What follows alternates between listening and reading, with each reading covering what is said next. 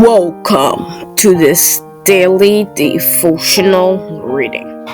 Today we're reading from Maranatha, Satan Loose from His Prison, November 25. And the dragon was wroth with the woman and went to make war with the remnant of her seed, which keep the commandments of God and have the testimony of Jesus Christ. Revelation 12, verse 17. Revelation 12, verse 17.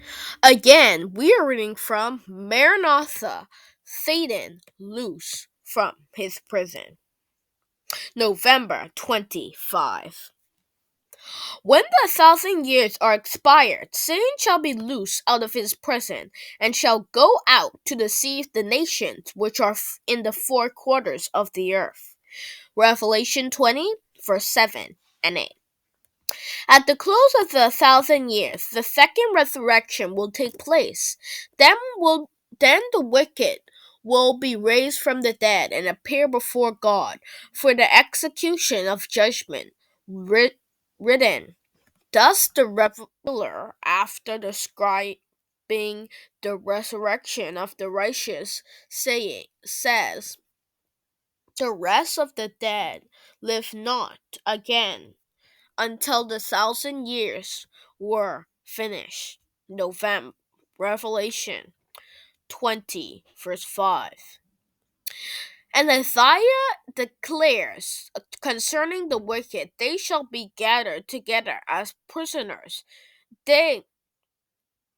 Prisoners are gathered into the pit, and shall be shut up in prison. After many days they shall be visited. Isaiah 24, verse 22. The Great Controversy. 661.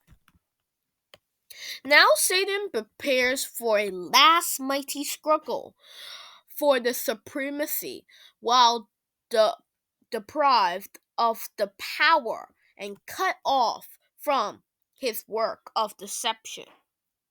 The prince of evil was miserable and dejected, but as the wicked, dead and raised, and he sees the vast multitudes upon his sides, his hopes the revive, and he the triumphs not to yield the great controversy. He will marshal all the armies of the lost under his banner, and through them in the Vader to execute his plans. The wicked are Satan's captives in rejecting Christ. They have accepted the rule of the rebel leader. They are to receive his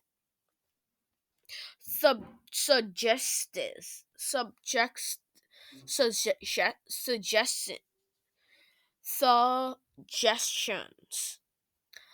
and to do his bidding.